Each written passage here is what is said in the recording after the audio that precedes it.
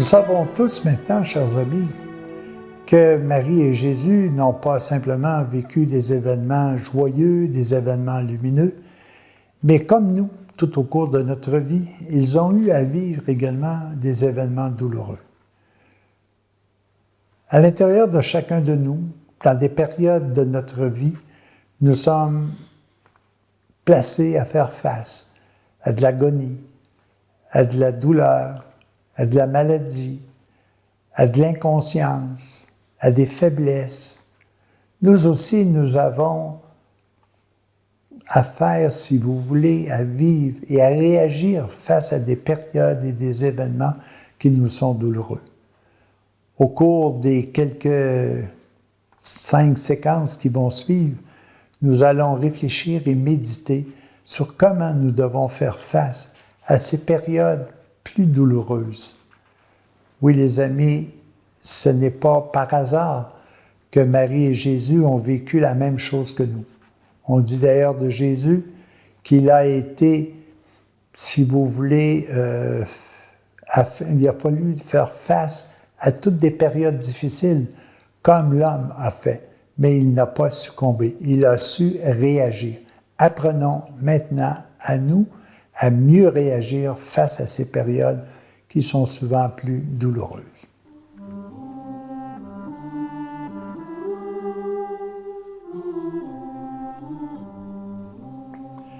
Jésus a vécu une agonie. Il a même demandé qu'il soit libéré de cette agonie. Mais en premier lieu, il a tout simplement dit que ta volonté soit faite, Seigneur. Pourquoi? Parce que même l'agonie nous permet d'apprendre, nous permet de progresser.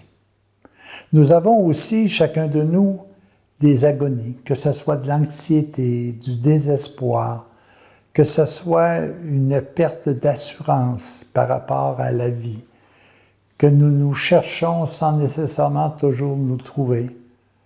Alors, faisons en sorte que nous puissions, comme Jésus, faire face à nos angoisses, à notre anxiété, en retrouvant la parole de Dieu, en comprenant que tout ce qui arrive est nécessaire pour que l'on puisse comprendre. Pour pouvoir faire et compléter sa passion, Jésus a dû passer par l'agonie. Pour pouvoir, à notre retour, réaliser pleinement ce que nous sommes, nous devons également nous libérer de bien des situations qui sont difficiles à vivre. Alors, au cours de cette période, les amis, prenons le temps d'essayer de découvrir comment nous devons faire face à nos agonies, à nos anxiétés, à nos peurs, à nos doutes. La réponse est tout simple, c'est la parole de Dieu, c'est la volonté divine.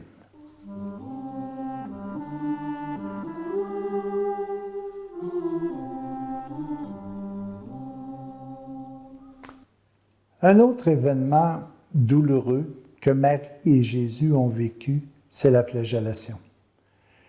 Imaginez la douleur que Marie ressentait lorsqu'elle voyait son fils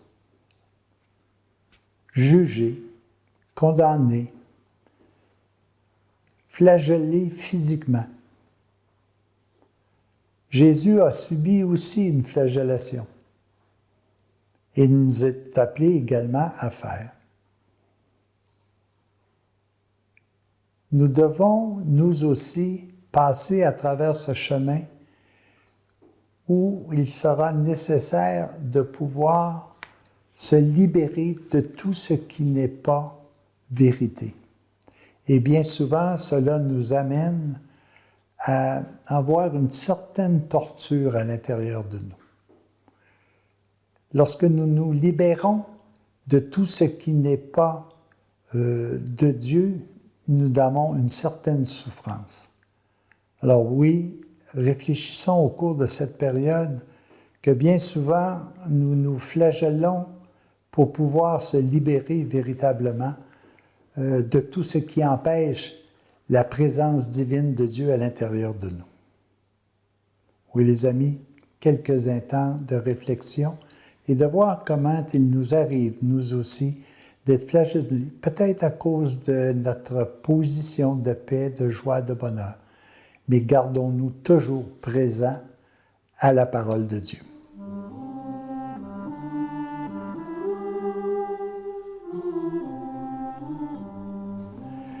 Les amis, Jésus a été couronné d'épines. Mais qu'est-ce que cela signifie véritablement pour nous? Il me semble qu'habituellement, un couronnement, c'est quelque chose de glorieux, mais quand on parle d'un couronnement d'épines, qu'est-ce que ça veut véritablement dire pour chacun de nous? Peut-être qu'il y a des royautés, où il y a des couronnements, où il y a des couronnes que nous nous mettons et qui ont pour effet véritablement de nous éloigner de ce qui est beau, bon, juste et louable.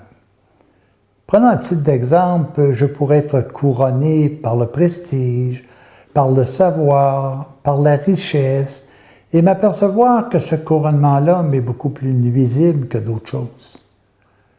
Est-ce que je n'aurais pas à l'intérieur de moi un certain couronnement d'épines qui vient davantage me nuire que de m'aider à être totalement heureux? Rappelons-nous que bien souvent, juste le fait de posséder nous place dans des situations plus difficiles, plus pénibles, que le fait d'avoir du prestige fait en sorte que nous nous éloignons véritablement du vrai, du beau, du bon. Est-ce que l'argent est un esclave pour nous?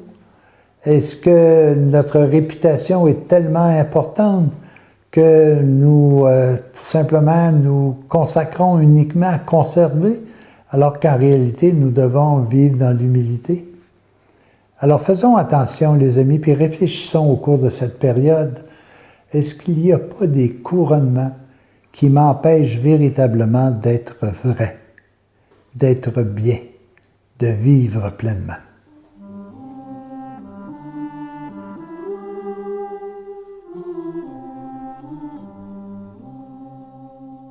Nous sommes rendus, les amis, à réfléchir sur un autre événement douloureux que Jésus a vécu, le portement de la croix.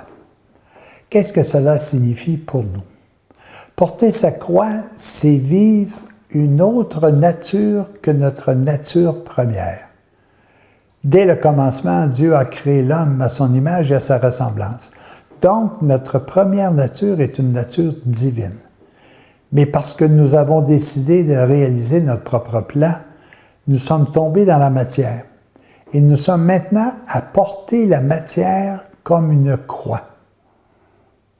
Quand on voit l'exemple de Jésus qui est en train de porter une croix de bois, une croix de matière, disons que nous aussi, nous portons cette même croix de matière de chair. Et cela entraîne énormément de douleur, que ce soit au niveau du corps, que ce soit au niveau de nos émotions, de nos sentiments faussés, que nos pensées aussi, qui bien souvent sont remplies d'illusions. Mais nous devons accepter ce portement de la croix parce que nous l'avons créé. C'est nous qui avons voulu véritablement vivre ce chemin. Si nous l'acceptons, nous comprendrons. Si nous le refusons, elle va tout simplement se poursuivre davantage. Alors, au cours de cette période, les amis, essayons de regarder et d'accepter le fait que nous vivons la situation dans laquelle nous sommes présentement. Si nous l'acceptons pleinement, nous pourrons véritablement la vaincre, ce portement de la croix.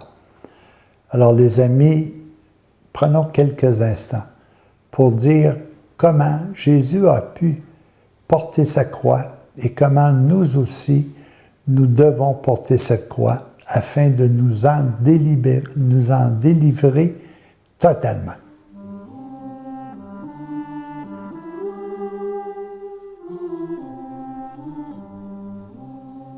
La dernière étape des événements douloureux que Jésus a vécu, c'est la crucifixion et la mort. Mais pas n'importe quelle. Crucifixion et mort à la matière. Le Christ n'est pas mort. Comme nous avons à l'intérieur de nous une partie immortelle et éternelle. mais nous devrons passer à travers la mort que nous avons créée lorsque nous avons décidé de descendre dans la matière. Nous devons éliminer de nous ce qui est matière. C'est ce qu'on appelle, sur le plan physique, la mort physique. Et nous devons passer par cette mort. Peu importe quelle personne vit sur la terre, nous devons passer à travers cette période qui bien souvent nous est difficile. Mais nous pouvons apprendre à bien mourir. Ça veut dire quoi ça? Ça veut dire qu'au fur et à mesure du temps, nous pouvons transformer nos habitudes. Mourir à des habitudes qui ne sont pas faciles pour nous. Faire en sorte que nous puissions nous libérer de tout ce qui n'est pas véritablement vie. Exemple, bien souvent, lorsque nous arrivons à une période de notre vie où nous sommes face aux derniers instants de la matière en nous, toute chose a peu d'importance. On dirait que ce que j'ai vécu comme profession, ce que j'ai vécu comme avoir, comme prestige, tout ça a plus ou moins d'importance. C'est comme si je me retrouvais seul avec moi-même. Et à ce moment-là, c'est là que nous vivons véritablement ce passage. Alors prenons le temps de réfléchir et apprenons dès à présent à commencer à nous libérer de tout ce qui nous rattache à la matière. Si nous le faisons, nous pourrons plus facilement effectuer le passage vers la vie immortelle. Bien souvent, je rencontrais quelqu'un un jour qui me disait « Je vous mets au défi de trouver sur Terre quelqu'un qui a été plus heureux que moi. » Parce qu'au fur et à mesure de son temps, il a appris à se libérer de tout ce qui n'était pas divin à l'intérieur de lui. Il a conservé des pensées de paix, d'amour, de joie, de bonheur. Et c'est ce qui a fait qu'il lui a été très facile d'effectuer le passage vers l'immortalité de son âme. Chers amis, réfléchissons à ce qui nous empêche véritablement d'avoir un départ glorieux de notre matière. Tranquillement, pas vite, au fur et à mesure des jours, apprenons à se détacher de la matière pour nous rattacher davantage à la vie spirituelle.